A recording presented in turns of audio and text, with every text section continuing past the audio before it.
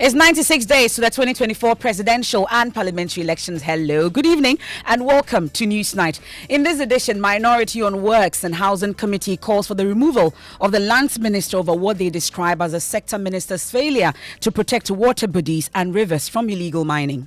So, if you have ministers like two deputy ministers in charge of lands and forestry, and they cannot protect our mineral bodies, the best punishment you can give to them is to sack them. We have details as the Ghana Water Company proposes a full military takeover of endangered sources of water in the country as the company's production drops from 70 to a staggering 40% nationwide. And let's test the resilience of our military and see whether that problem will not be resolved. As at now, yes, once in a while we bring them in to go on, but that's a flash, it goes off. Also tonight, we focus on the Electricity Company of Ghana, which has begun a mass meter replacement exercise to change over 1.5 million 40 meters nationwide to improve revenue generation. Currently, with the meters that we have in place, they are off by just some few basis points. So every single thing you use at home, there's been a huge revenue leakage, and across the country, we have to change close to 1.5 million meters as quickly as possible. We have details as the ECG says he has already reached an agreement with 10 subcontractors to begin work on 250,000 of these meters in the Accra East region. Also tonight, we are hopeful that they should be able to give us some solution within 48 hours. I mean, 48 hours. That's what our expectation is. We've redesignated the emergency, so we've cut back on the elective cases. Also tonight, Korle-Bu Teaching Hospital fixes faulty elevator that halted elective surgeries on the same day the minority visited the surgical department and gave a 24-hour ultimatum for the situation to be fixed. So you wait till all your lifts are down and then you say that people must not come for the healthcare they need. It's rather unfortunate. Within the next 24 hours, they cannot suspend surgery indefinitely. In business, Chamber of Petroleum Consumers describes price war between gold and Star Oil as good for the industry. And in sports, coach Yusuf Bazigi optimistic of a good start. So the Black Princess is set to begin the Under-20 Women's World Cup campaign against Austria later tonight. And much later, we'll take you to the central regional capital of Cape Coast. It's day 2 of Ghana's biggest traditional festival. It's the 60th Ogwafe Tuafashe, off to a rollicking start with the Akwaba Homecoming Festival. You want to stay for that and more here on Newsnight. You want to join us with your thoughts, your comment is via WhatsApp 055-1111-997.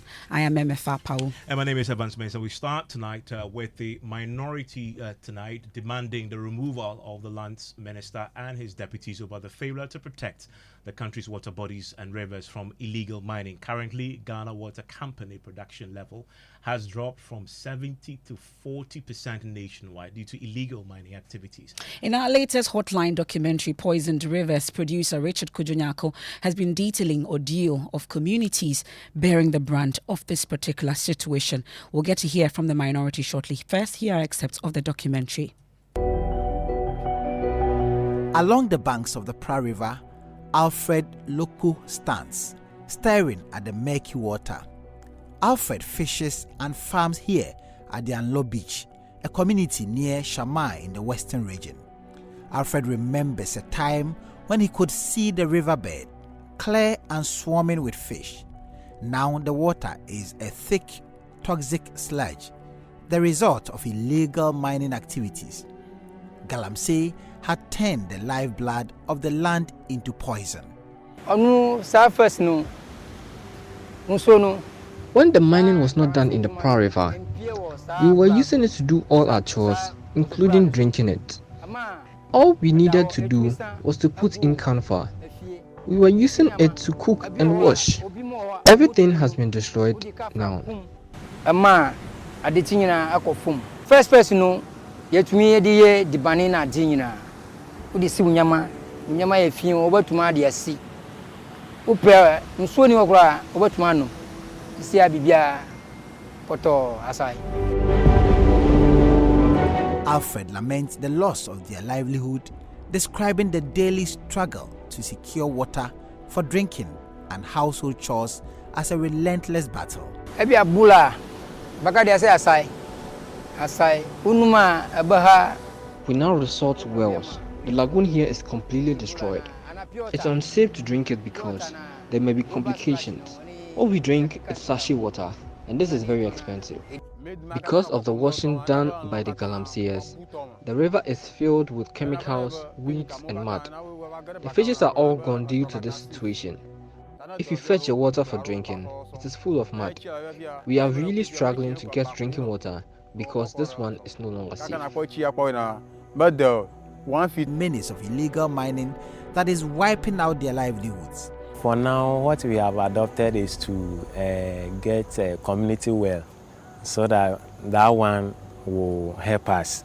Because relying on this water is not anything 100%. So we are no more relying on this water. You live by the river, but you are not. Relying on it. Do they still fish in this? The fish, they are doing it, but it's not like those days. In Because this river? yes, because since the water is very dirty and a lot of chemicals, it is also affecting the life of the fishes in the water, or all the aquatic organisms in the water. Well, so these are excerpts of the latest Hotline documentary, Poison River. And of course, the full documentary will be aired tonight on the Joy News channel at 8:30 p.m. Meanwhile, residents living at the estuary of River Ankobra have been sharing the experiences of how persistent pollution of the river by galamsey activities continues to affect their lives. Love FM's Erastus Asaridonko went back to the community to gauge the situation. Here's his report.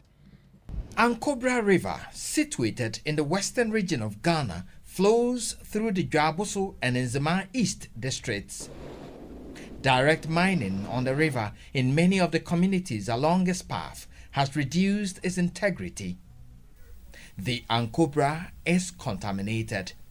The 2023 testing of samples from various catch points revealed high levels of arsenic, chromium, cadmium, lead, and other harmful metals from galamsey. I know of MMDCs and MPs in some communities who have employed people to do galamsey for them. Even some chiefs in some communities do galamsey. At the estuary, where it joins the sea at Axim, residents of Ankobra town are bearing the brunt of the pollution. This is what remains of a once beautiful, clean estuary where the Ankobra joins the sea. Assembly member for the area, Patrick Isua, confirms the illegal mining operations in and around the Ankobra are eroding the economic gains of the community. Due to the galamsey activities, we have lost three things. One is tourism. The second one is the source of water. And the third one is jobs, because it has affected us economically. Well, so that's Erastus Asaridonko's report from Ankobra. Now, the Ghana Water Company says some stations have already been shut down due to these activities. Evans, we can hear from Nanaya Berima, is a public relations manager for Ghana Water in charge of Western and Central regions. It happened in the past where Chibi in the Eastern region, the treatment plant there was shut down for over a year because the turbidity of the water then rose up so high that we could not treat. What were the people drinking? What sort of water were they using? Well, your guess could be as good as mine. If you go to Bunso and Osino, as I speak to you, as and when the raw water quality goes beyond treatment, those plants are shut down. River Bonsa near Tapa also is a haven of galamsey operators. In fact, I have to say that the consequences are there. We may get to a point where such a human treatment plant could be shut down. The same may also happen to Daboasi, our treatment plant. In fact, Daboasi water treatment plant. Are we far from such a thing happening? We are not far at all. The rate at which we are destroying this river with impunity. You see, with impunity because the person knows that, oh, he can go and do it and get by. I mean, go scot-free. Nobody will do anything.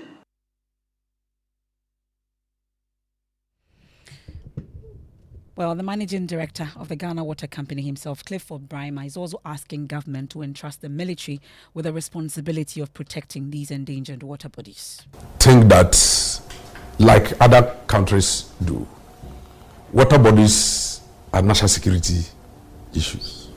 They are national security zones. If Water Resources Commission do working in it, they are civilians, but it's under the Ministry of Defense. And let's test the resilience of our military and see whether that problem will not be resolved. As at now, yes, once in a while we bring them in to go on, but that's a flash, it goes off. But if you make it their responsibility and they cannot stop our water bodies to be polluted, how can they guarantee citizens that when there is an invasion of foreign forces, they will be able to stop them? Well, Water Sanitation Minister Lydia Hassan is, however, assuring that interventions are underway to minimize the impact of illegal mining on water quality. It is not different from what you have been told by the managing director. The situation, as you are all aware, is getting worse by the day. We at the ministry have put measures in place to ensure that the situation minimizes. The Galamsey menace as a country is huge. So that's Lydia Al-Hassan there, but ranking member on the Works and Housing Committee of Parliament, Vincent Oponwa Samoa, says the country will begin to witness the desired results when the sector ministers are sacked by the president. It falls directly under his ministry. This Galamsey issues, the mining issue falls under him. And you know, there's a deputy who is in charge of those areas, Mikuduka. Even his own hometown, where his constituency is not spared. And it looks as if there's a huge institution at the Jubilee House that supervises this illegal act. Some will argue that firing the land minister is not the way to go. It needs to be a bit hard. Firing, the worst thing that anyone can suffer is a minister losing his job as a minister because of the fact that he couldn't perform. And this is a very, very sensitive issue. So if you have ministers, like 2 deputy ministers in charge of lands and forestry, and they cannot protect our mineral bodies, the best punishment you can give to them is to sack them. And whoever comes to you, give him what the presidency intends to see, so far as that area is concerned. But within the 3 months, I can bet you nothing is going to happen because we are getting into elections. And before we can bring it right now, the ranking member on the Water Sanitation Committee in Parliament, Hassan Suhuyini, joins us right now on the line right now. Thank you very much, Hassan Suhuyini, for your time here on Newsnight. We'll get to hear his thoughts on this. But as you know, this started off in the central region, where up to 60% of the water that they treat is currently silted. And that has become a big issue for the Ghana Water Company there. He is a ranking member on the Lands and Natural Resources Committee in Parliament. Mr. Suhuyini, thanks for your time here on Newsnight. Thank you, Evans, and good evening to you and to our listeners. We've heard from the Ghana Water CEO, who is making a case for the redeployment of the military into the forest once more for crackdown. We've seen this happen in the past, but he believes that's the way to go. Where do you stand on this particular matter at the committee level, considering the devastation we are now seeing now is having a real impact on our ability to treat water for all of us? Well, I don't think that bringing the military is going to be a novel idea. It is something that we have tried in the past, and it has not worked. I agree with my colleague, ranking member on environment and water, that perhaps since we are saddled with a failed Nana Bawumia government until after 90 days, what we can plead with the government to do is to dismiss some of the ministers who are responsible for these sectors. The ultimate would have been to dismiss the entire government that has showed, very, very abysmal performance by way of protecting these water bodies and dealing with the Galamsey menace.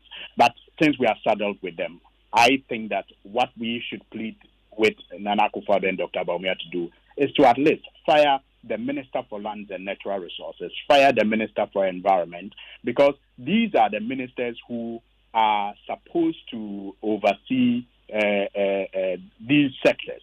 Unfortunately, you have a situation where one of them has promoted LI 2462, which allows for mining in our forest reserves. And you have the other looking on while this illegal mining menace is getting out of hand, where in some cases, like one of your reporters indicated, the impunity is just that repulsive. They do it now even by highways, like we saw in Konongo, and they do it in the forest, especially because the LI 2462 has been passed. So I'm saying that we may not be able to do much, but sending military to these water bodies will not be the ultimate, because we have done that in the past and we have had very little results to show. What will be the ultimate then? So, like I'm saying, the ultimate would have been to just fire this, government that has shown very, very little commitment as far as protecting these water bodies are concerned, and as far as fighting and winning the war against galamsey is concerned, because at the heart of this problem is the impunity with which people are mining in our forest reserves and very close to these water bodies. I mean, admittedly, though, as far as political interference and political commitment to this is concerned, we've seen part of this problem under the NDC administration. Admittedly, it's gotten worse. Just look at the evidence. Absolutely. Let's look at the evidence when it comes to water turbidity. That alone is evidence that it's gotten worse under this government. I guess the point is that both parties do not have great records in dealing with this decisively to the point where we eliminate it.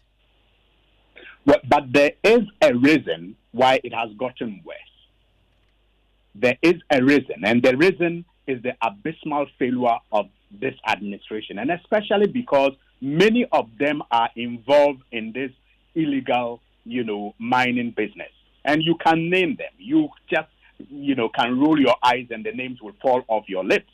Many of them are engaged in this business. And even when they declared the war against the menace and enjoyed a lot of goodwill from the people of Ghana, we were all shocked when, further revelations showed that they did not actually have the commitment to deal with the menace, but they were simply creating an atmosphere to further the businesses and the illegal activities of some of its members. I mean, Parliament resumes shortly, and we're not talking about solutions. Parliament resumes shortly. What is it that your committee is going to do to try and get some action that will create some outcomes that may lead to water turbidity reducing?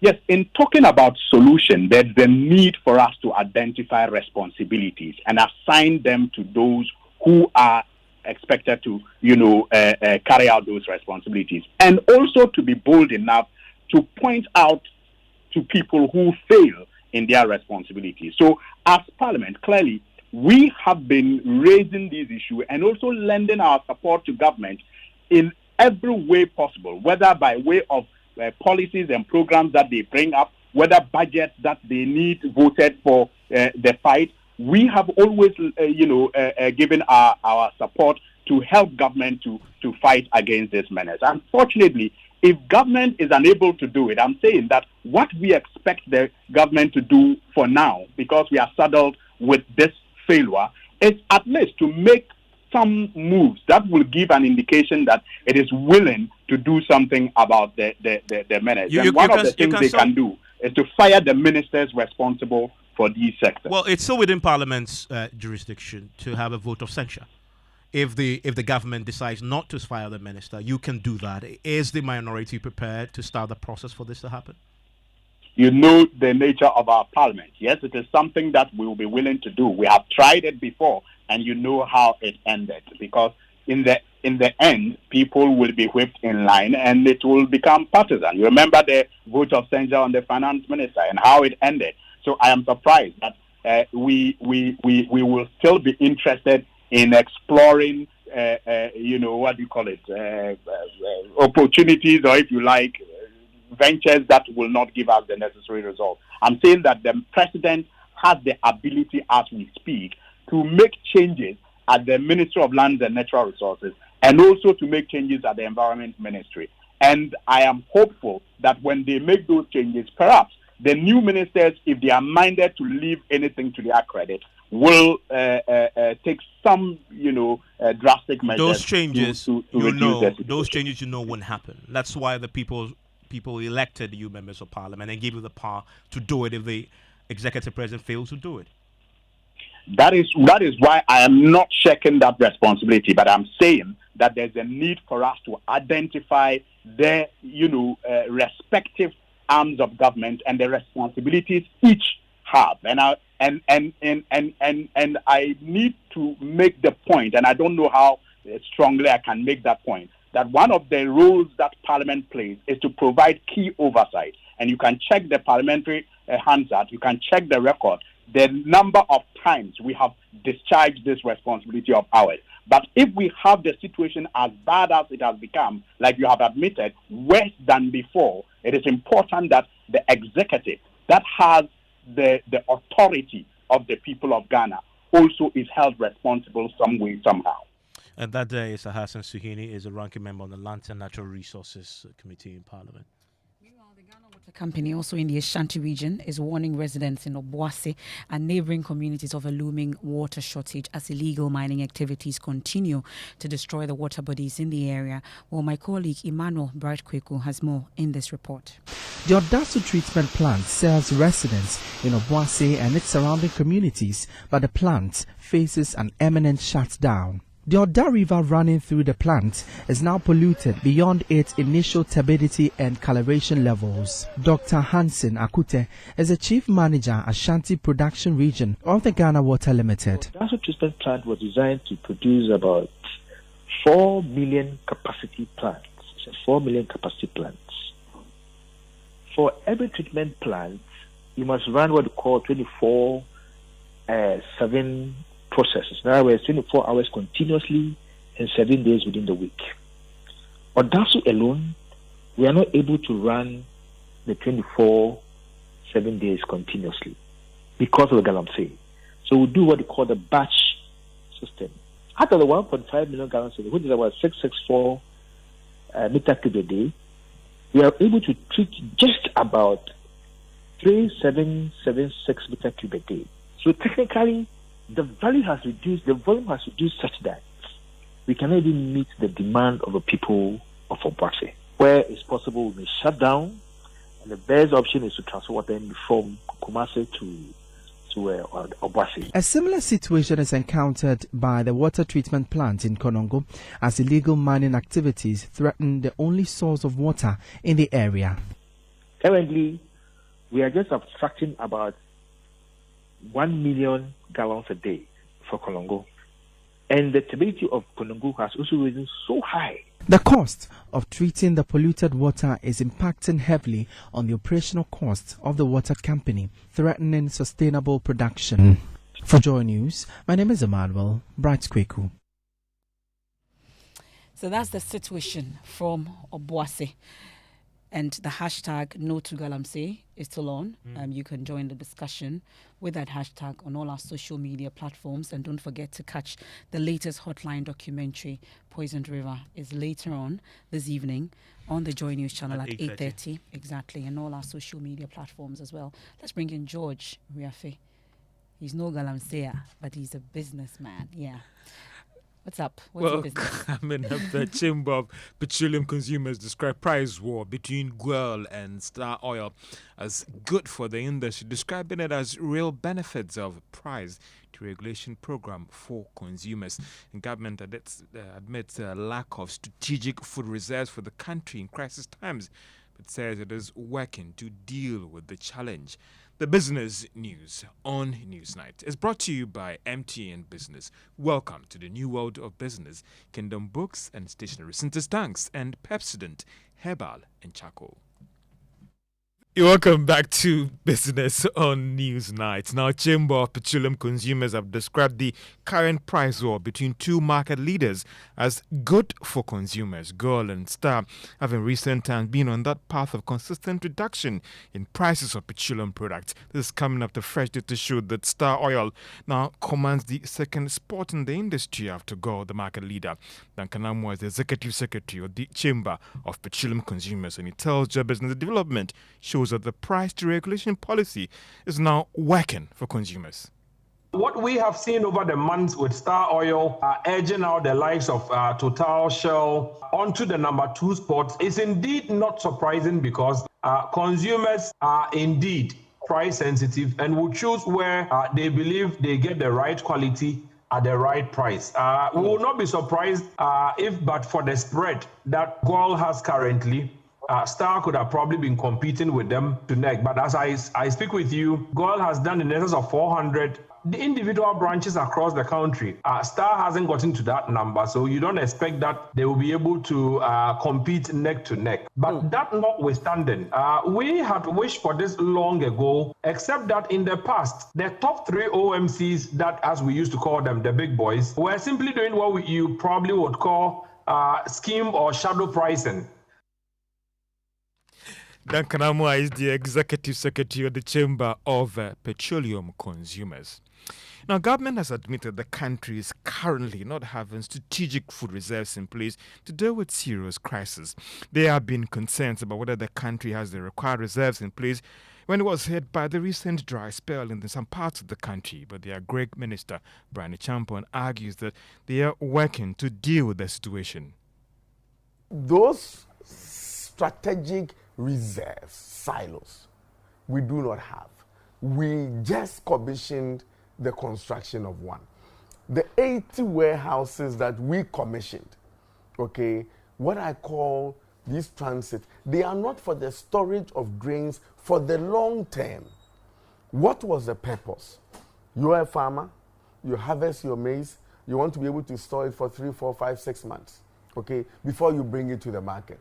It needs to be dry. The moisture content must be at a certain level. So we built these warehouses and then we put in dryers so that, George, you can take your maize there, get it dried and stored for you for a period of time until you want to bring it to the market. That was the reason why we constructed those warehouses. Is it serving the purpose? Absolutely. Brani Champon is the Agri Minister. The Registrar of Companies has revealed that the about 8,000 businesses penciled for removal by the end of this year could be averted. That is, if they take steps to file their annual accounts before the end of this year. Jimaya Mowari is the Registrar of Companies. Gave an opportunity, for them to file their annual returns. They have been given up to the end of the year. But from October 1st, the penalty will go up from 650 to 1,000 each month. So that is what we've done. So the 163 are already off the register. Yes, so we will continue to clean the register. We will continue to do that. It doesn't mean that is the end of it. I am just putting it out there. Initially, you used to say that I'm just talking too much and that I'm not really acting. Now we are bringing the ads down. It is not a delight to take companies off the register, but there's no point keeping a name on the register when they are not complying with the requirements under the Act. So once we take it out from next year, we will continue to clean out all companies that are not carrying on business. Jimaya Mowari is the Register of Companies. Now, persons flying from Accra to London now have another avenue to do so. Now, this was after British airline Virgin Atlantic announced that it would resume daily flights on the London-Accra-London route May next year. There is more in this report. The airline in a statement maintained that the return was influenced by a growing number of persons wanting to visit their relatives in the UK and also offer the needed congestion on the London-Accra-London route. The airline in the statement added that it also wants to tap into the growing business opportunities between the two countries. Virgin Atlantic in September 2013 announced the suspension of their operations on the London-Accra route after citing exceptionally high fuel price in Ghana and challenging economic environment at the time. However, one is not sure whether all these circumstances have improved, forcing them to resume services on the London-Accra landing route. Virgin Atlantic Airlines return may offer some competition to British Airways, which over the years has had some monopoly on that route. However, for some, the major concerns here is the time slot for Virgin Atlantic to fly from London Heathrow to Accra. This is because some had argued that it was a major factor that affected their operations when they commenced services in 2010. And that is a Business Desk report. And that's all for Business on Newsnight. Back to you, Evans. It's alive, your Newsnight is on Joy 99.7 FM. And I want to take you to the Korle-Bu Teaching Hospital now, where we've been talking since last week about the broken lift at the surgery department. From last year, we noticed that there was a frequent breakdown of the lifts, so we decided to procure new. So actually, we are in the procurement process trying to procure new, but we're told that for this kind of lifts, you even from the time of ordering to installation, it takes a minimum of about 6 months. That's what we're told. So in the meantime, we've engaged some other experts to come in quickly and see how they can, revive the one that was functioning. So we are getting that one overhauled and then a new one, because these things come at a cost. When do you hope that the engineers will so they are actually working on it now. And as we speak? As we speak, yes. Have they given the timelines when it will back up? Yes, so far we are hopeful that they should be able to give us some solution within 48 hours. Within 48 hours. That's what our expectation is. We've redesignated the emergency, so we've cut back on the elective cases. But in the meantime, you've halted elective surgeries. Some of the elective surgeries. Yes. So there are some electives that also happen because they are urgent, But then just to reduce because because this is not the way we are operating normally. So since we have had to make some adjustments to the service, we are, the code. I mean, if you let's say you have a lump of fat on your wrist or something, that is not something that would have any impact if it is done this week or in 6 months. It's not going to really make any difference. So those kind of cases are being rescheduled, whilst the urgent ones are, being routed. So that's the CEO of the Korle-Bu Teaching Hospital, Dr. Pokuwari Ampomade, in that interview with you, Evans, last week on the faulty elevators at the surgical department, which led to the temporary halting of elective surgeries at the facility. So earlier today, there were chaotic scenes at the surgery department of the Korle-Bu Teaching Hospital after minority spokesperson on health stormed the facility to demand an immediate resumption of these elective surgeries and was denied access by a staff who refused to allow the MP to grant interviews to the team of journalists whom he came with. I'm not sure.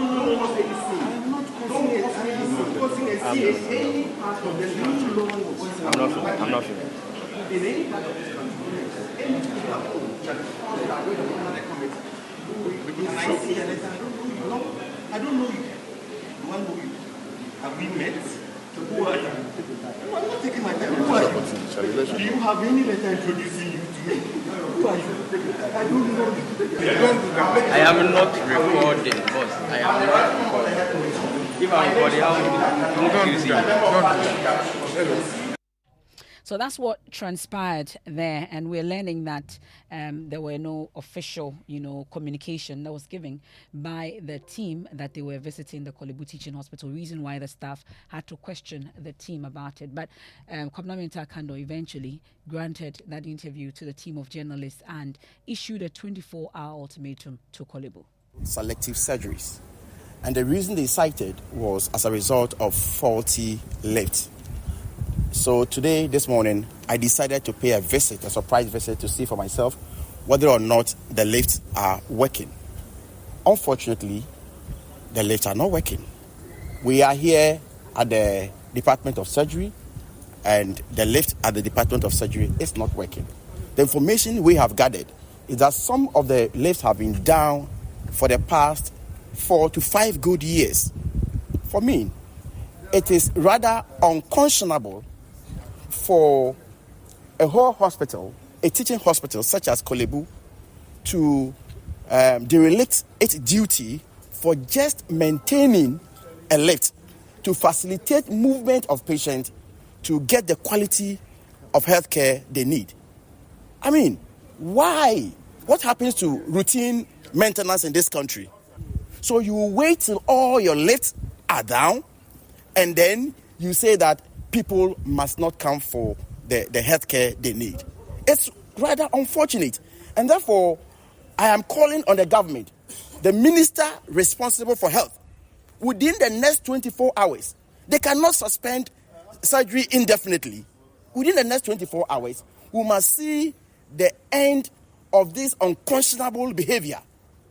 We cannot accept that reason. And so within the next 24 hours, they must tell us when they are fixing the lift at Korle-Bu. It is not a rocket science to fix a 40 lift.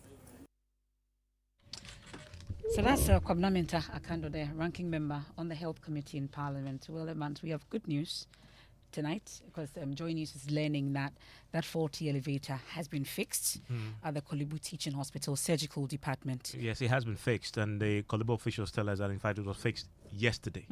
And the officer who was going to, after the fixing, restart the machine was obviously scheduled this morning to bring additional parts to make sure that it's working, and that if the Member of Parliament in question had reached out, they would have explained to him and giving him the clarity on the work that has been done on this particular elevator. We'll be speaking to get further clarity on this from the spokesperson for the Korle-Bu Teaching Hospital, Mustafa Salifu, who is joining us right now on the line to give us a bit more on this. And many of you used it. This came up last week when patients went there, tried to use the elevator at the surgical department and found that it was broken.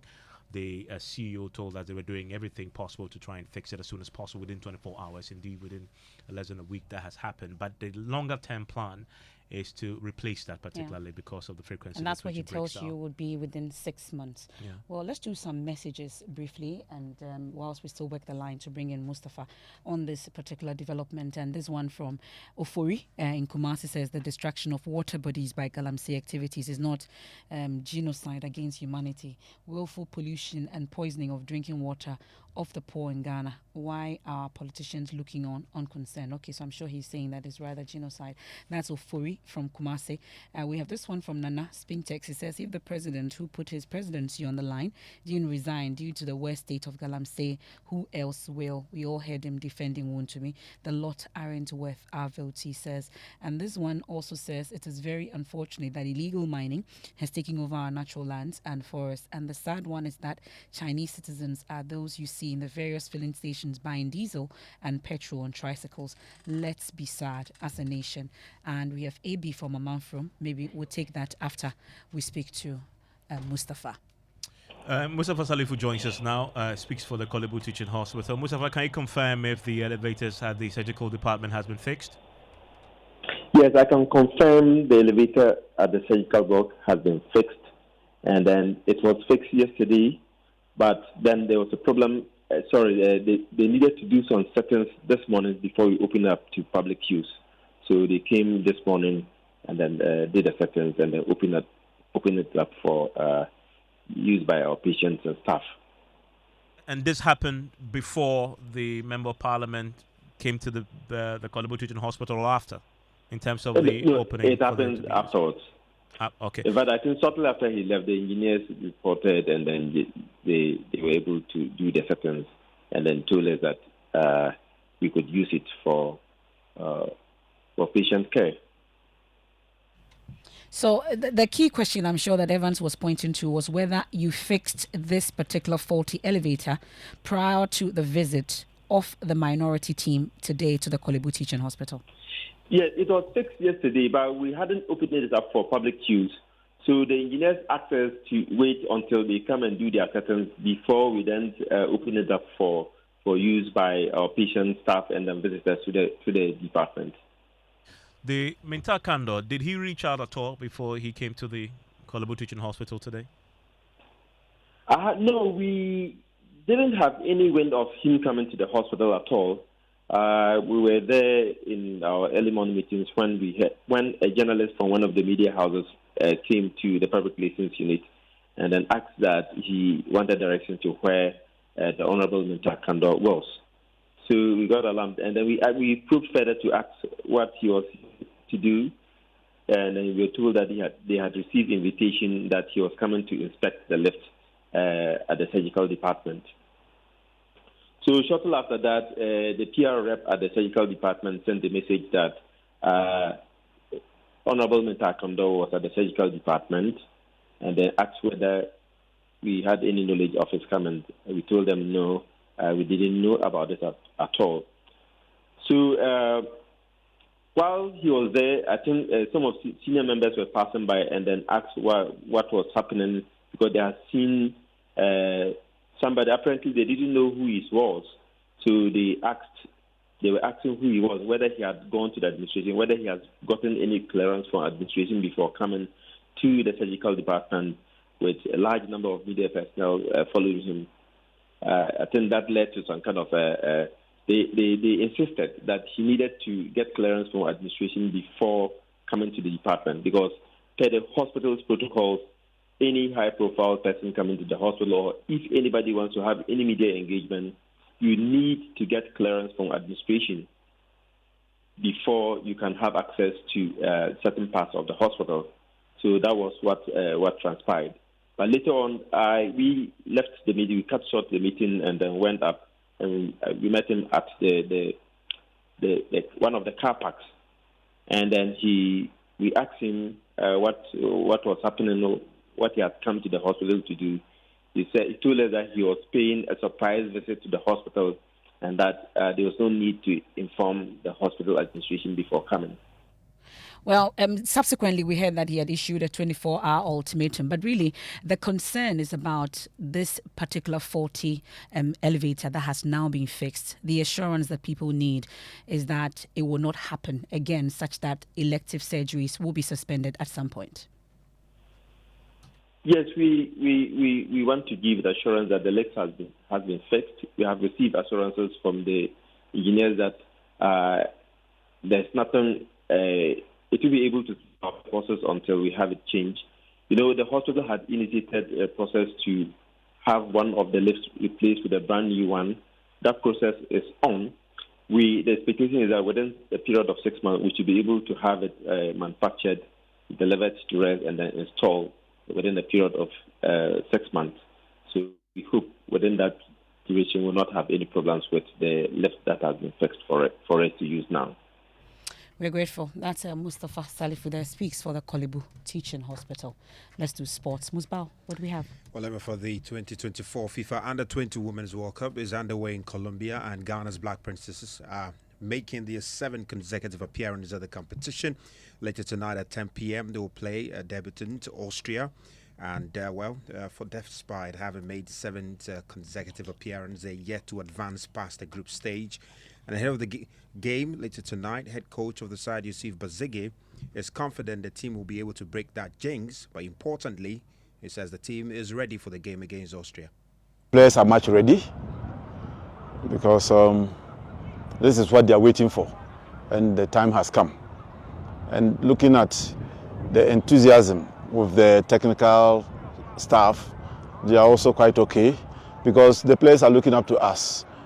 So if we don't cheer up or we don't look much ready, it will go along the line to affect them. So I think we are also getting on well. And the players, I can say, they are much, much ready. Fortunately, we were privileged to play 2 friendly internationals, which has helped them a lot. They have gotten a feel because these teams that we played are also contenders. So they had a feel of how the euphoria will look like. And Yusuf Bazigi there ahead of the Black Princesses game against Austria later tonight. MFL, that's it for sports. Thank you very much, Musbao. And Evans, as we speak, there's a fire in Kaswa. It's ravaged a number of structures. There will bring you more subsequently on it. But also the Electricity Company of Ghana has begun a mass meter replacement exercise to change over 1.5 million meters for customers across the country. We can hear from the Managing Director, Samuel Debik Mahama. Please, these meters are smart meters. They are MMS compliant. They are very visible on a dashboard in our offices. Please don't touch these meters because we will know. Please don't tamper with these meters because we will know. The one thing that I will beg our friends in the media and I would beg our customers is that let's not politicize this exercise. revenue generation by ECG is very, very critical to keep this sector alive. Paying IPPs is a very, very, very real situation on the ground. Every single peso counts. That is why the company is cashless. Please, please, let's not politicize this exercise. Let's not have the politician having to call to say, oh, suspend this, consider. Let's not do that at all. Let's learn to conserve energy in our homes. Let's turn off devices that are not being used. So that's Samuel Dubik Mahama there, the director for ECG. Well, the governing New Patriotic Party is racing against time tonight to elect a new parliamentary candidate for the Wale constituency after the Tamale High Court annuls the primaries held earlier this year. In June 2024, the Tamale High Court placed an injunction on Dr. Mahama Tia Kabiru, restraining him from holding himself as the elected parliamentary candidate of the MPP for the Wale constituency in the Northeast region. All this followed a challenge to the election results by the incumbent Member of Parliament, Haja Lariba Zueratu. Now, lawyer for Dr. Kabiru Mahama, Samson Lada Yinini, says he disagrees strongly with the decision of the court. The bottom line is that once it was established by fact, not concoction, by pure evidence, documentary, telephone conversation, and video encounters to show that the elections were fair, our point at law was that the law is that if you commit a crime, you will not benefit from your crime. Once the plaintiff, Lariba Zuera, was found to be the one who got the people impersonating the dead, 6 people, and who got the people impersonating the absentees, she must not benefit from her wrong. Thankfully, Samson Ayinini joins us on the line right now. Samson, are you appealing? Evans, you know the circumstances, as you just said. They are running against time, and presently they are focused on what to do for the rerun. What we were hoping to was to avoid our client going through another cost, because it's an expensive enterprise. We don't have any instructions moving forward. So as it is, this will remain, and you abide by the party's regulations, and we've seen that they've already laid out. I'm unable to confirm that to you. What I can confirm to you is that as counsel, I don't have any instructions yet as to what to do going forward, because we can see a clear travesty that someone we have proven with telephony records, 3 persons' telephony records show that she and her team spoke to these people. They came to court to claim impersonated certain people a number of times. In one circumstance, the night before the election and the day of the election, they spoke to one person over a dozen times. Except for this, we have had a witness come to court and say he was paid 3,000 and giving other things. He was not a delegate. Yeah, and I'm sure now that this has been decided, once you get directions from your client, we'll get some clarity on what he plans to do. In the meantime, MFA, as you know, the party has already told us what the roadmap is, and the by-elections, not by-elections, the elections, the rerun will happen pretty soon. You're expecting a by-election. Okay. Well, that's how we end today's edition of Newsnight here on Joy 99.7 FM. That's my opinion with Nana Sakwao. Your Monday favorite is coming up is the expensive cost of free. That's the topic you want to stay. I am MFA Pao. My name is Evans Mensah.